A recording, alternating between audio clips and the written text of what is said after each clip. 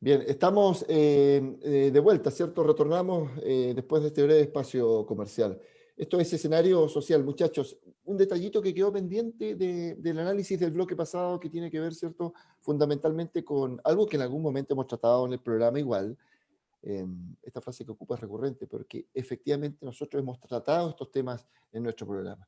Y que tiene que ver, ¿cierto? Con la autonomía, ¿cierto? De la función de algunos órganos. Y esta autonomía se basa principalmente en el silencio que deben tener, ¿cierto?, estos organismos de manera de no invadir espacios de otros organismos y con ello, ¿cierto?, ensuciar o enlodar probablemente la imagen de nuestro país, precisamente en esta área, ¿cierto?, de las garantías procesales. Alfredo, te cedo la palabra, amigo. Sí, bueno, mira, yo creo que los organismos autónomos o que sus leyes orgánicas le consagran cierta autonomía, tiene una razón de ser. Y esa razón de ser es justamente protegerlos de alguna forma en el cumplimiento de sus funciones.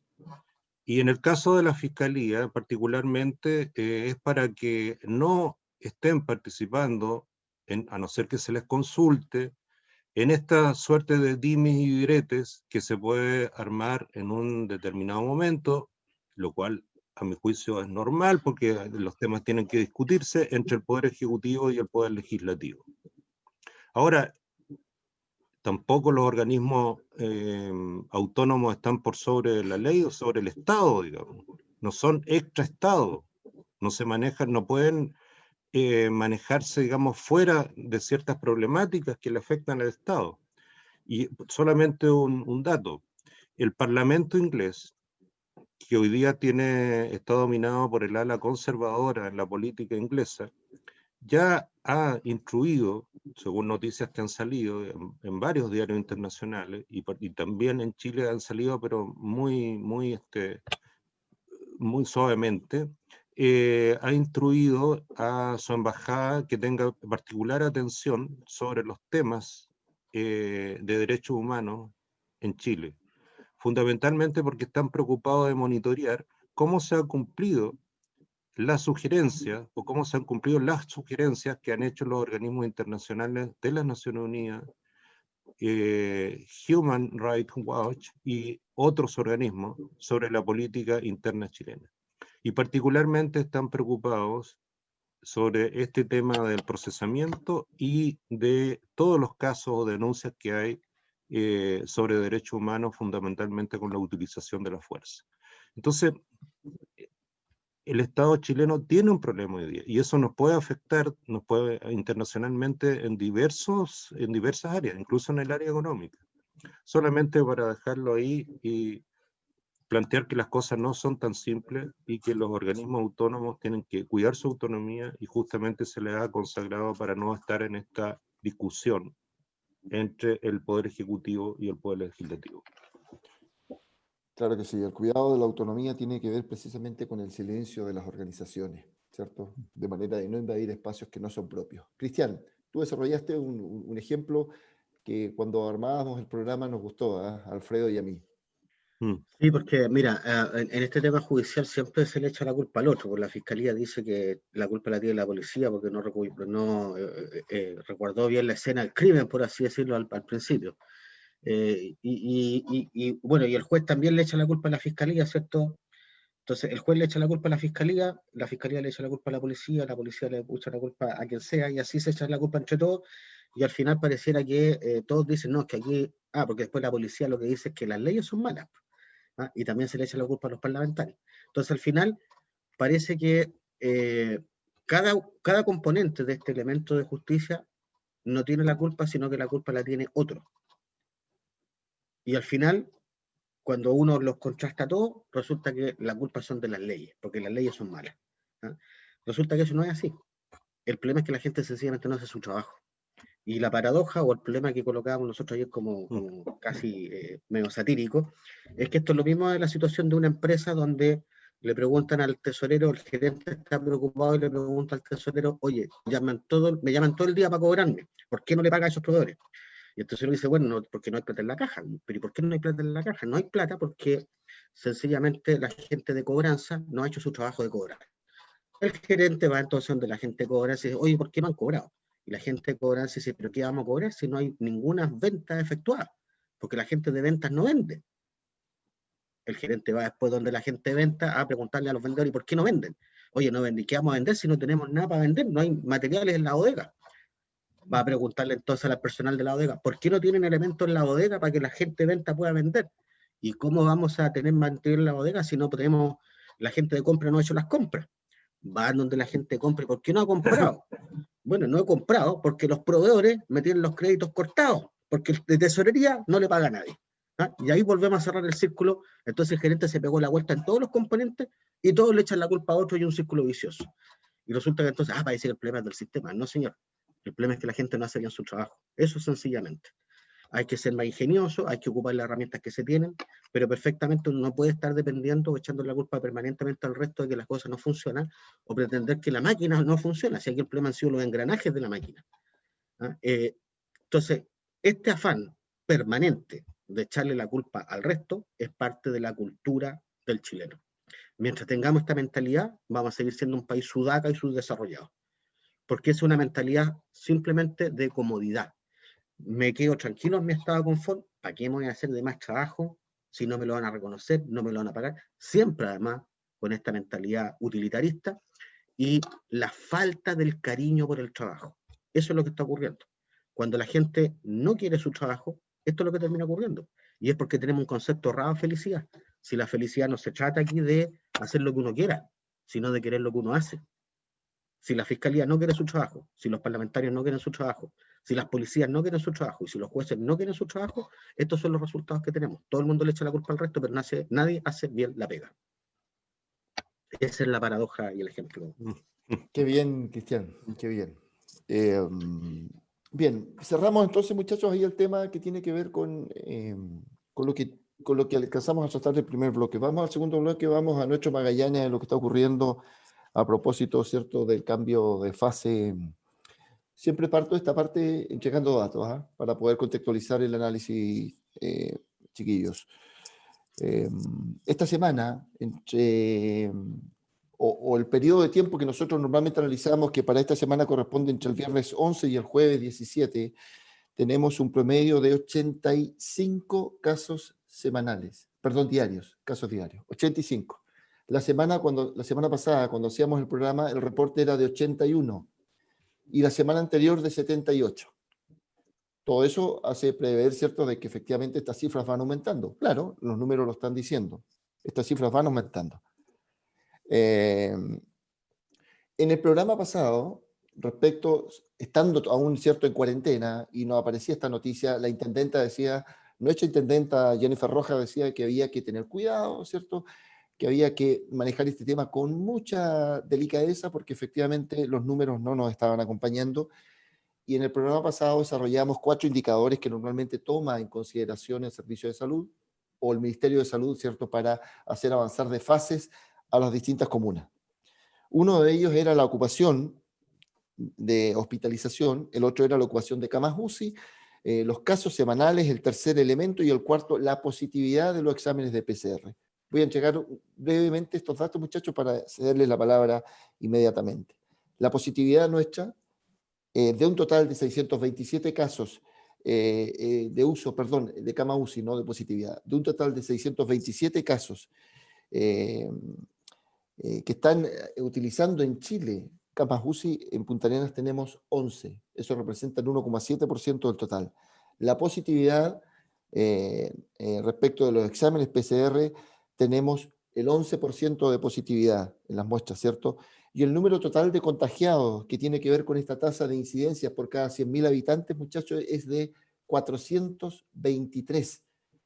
Es mucho más alto que el de Puente Alto, que tiene una población de 650.000 habitantes, y Puente Alto tiene una tasa de incidencia de 310, me parece, o 311 casos.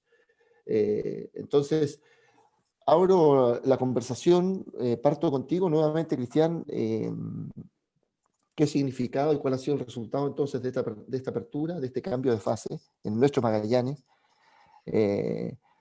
¿Y por qué salimos de la cuarentena? Si esto contrasta esta salida aparentemente económica, ¿cierto? O por presión económica contrasta con lo que el Colegio Médico ha venido diciendo respecto del cuidado con la salud. Amigo, abro el hilo conductor, te dejo los temas ahí planteados, Cristiano, Alfredo, para el análisis. Sí, mira, lo dijiste muy bien y la pregunta queda en el aire. No sé quién la puede responder. O sea, ¿por qué salimos de la cuarentena? ¿Cuál fue la razón?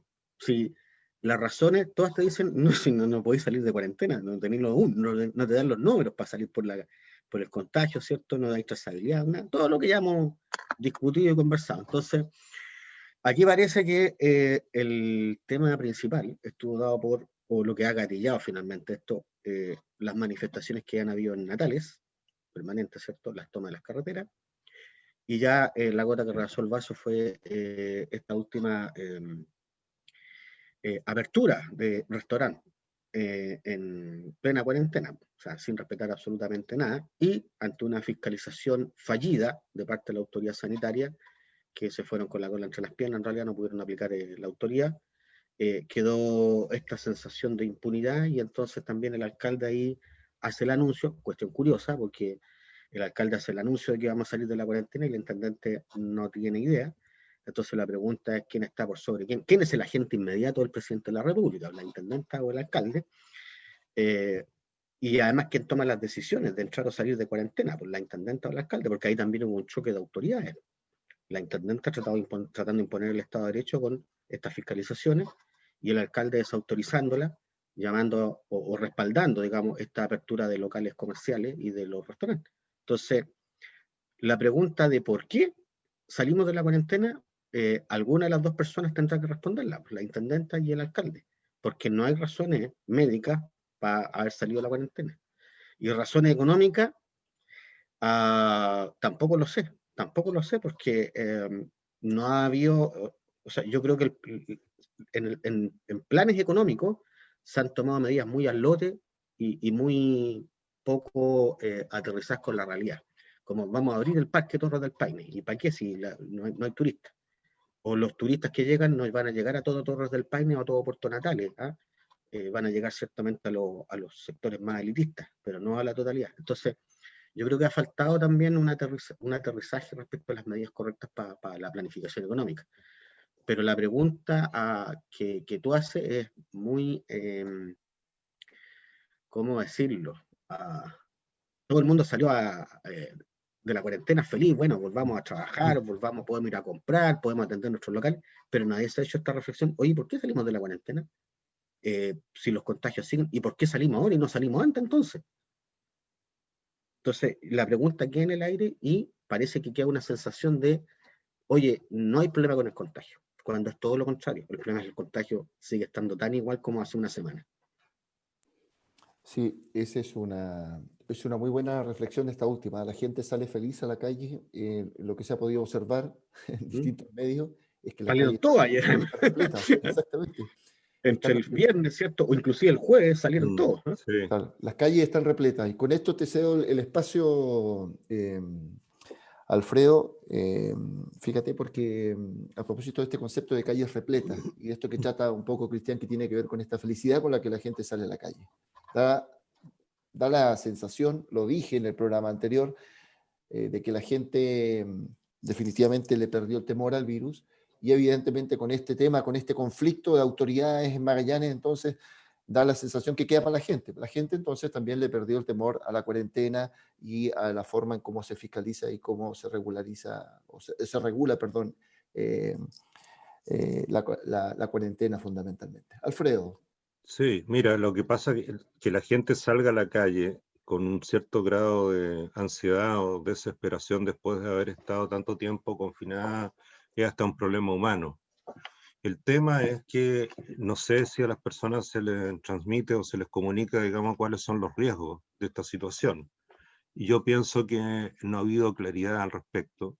Y justamente lo que hemos podido apreciar es, a la luz de las noticias y también de lo que uno puede ver en el exterior, centros comerciales llenos con unas filas enormes, familias completas, como si hubiésemos vuelto, digamos, a una situación anterior a la pandemia. Y la verdad que las cifras están muy candentes todavía, el Colegio Médico ya lo ha dicho, y bueno, es preocupante. Pero aquí hay temas, digamos, de cómo se transmite o cómo se crea la realidad, porque tuvimos una desobediencia civil por parte de los dueños de restaurantes, que uno puede entender porque es gente que está desesperada y que la verdad las cosas no ha recibido ingresos hace mucho tiempo, salvo los que se dedican al delivery, y también tienen personal que tienen que solventar, pagar, etc. Y la desobediencia civil, en términos clásicos, se basa justamente en no observar una determinada norma, una determinada ley, sabiendo que te van a sancionar. Y yo me arriesgo a esa desobediencia civil sabiendo que voy a recibir una sanción porque considero que esa ley no corresponde, porque es injusta, porque aspiro a que se cambie, motivos varios, partiendo de la base que la desobediencia civil es eminentemente pacífica, como fue justamente esta desobediencia de los dueños de restaurantes y su personal. Pero lo que no puede suceder en ese ambiente de desobediencia civil es que el alcalde apoye, no sé si promueva o se sume a esta suerte de desobediencia civil, porque uno podrá discutir cuál es el estatus que tiene el alcalde, pero al fin y al cabo el estatus que tiene el alcalde es de un agente de la administración pública chilena, digamos. Entonces él no se puede dar el lujo de la desobediencia civil. Lo que pasa que hemos tenido, porque si se da el lujo de la desobediencia civil, emulando quizás, y porque hemos tenido, nos hemos acostumbrado a, que a los alcaldes de matinales o los alcaldes de farándula, etc. Pero él es un agente, digamos, de la administración pública, del Estado chileno, en el aspecto, en el ámbito comunal, en el ámbito municipal. Entonces, eso que es muy problemático, porque el día de mañana, si yo me sumo y hago caso, solidarizo con esa desobediencia y desestimo el papel de los fiscalizadores del Servicio de Salud, entonces cuando yo necesite que operen los fiscalizadores del Servicio de Salud ya van a estar deslegitimados ante la ciudadanía. Entonces, ¿por qué una vez sí y por qué otra vez no?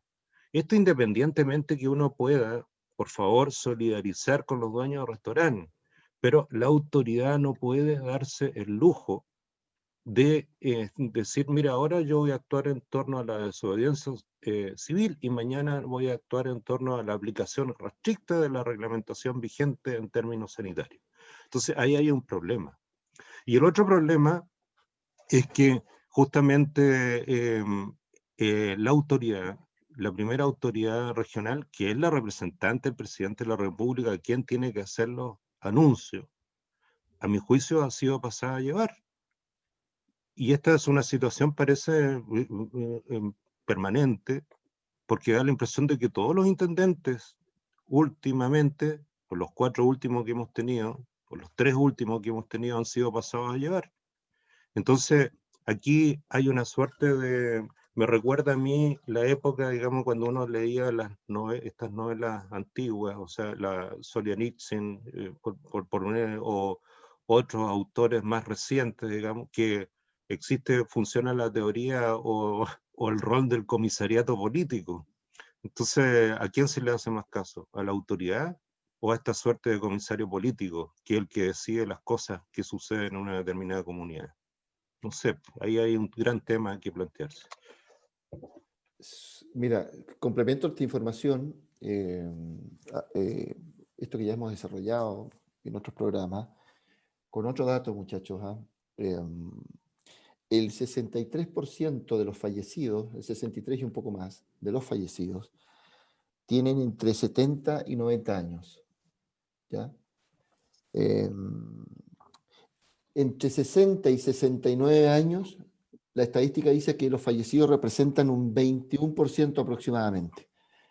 Y de ahí para abajo, entre 50 y 59 años, un 9% de los fallecidos. Entre 40 y 49 años, un 2%, un 3%, perdón, y menos de 39 años, un 2%. ¿Por qué hablo y por qué quiero poner el acento, el tilde, perdón, el tilde en el tema de los fallecidos?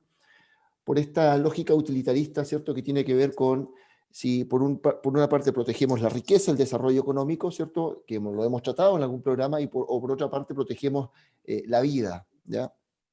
Por eso al principio hablábamos de que cuesta, parece, meterle la mano al bolsillo a la banca. Cuesta mucho meterle la mano al bolsillo a la banca cuando tenga espalda probablemente para resolver muchos de los problemas por los cuales están transitando en esta pandemia muchos chilenos, incluido desde probablemente, lo dijimos en algún momento también, en esta situación de privilegio, incluido cualquiera de nosotros tres que está en el panel en este minuto.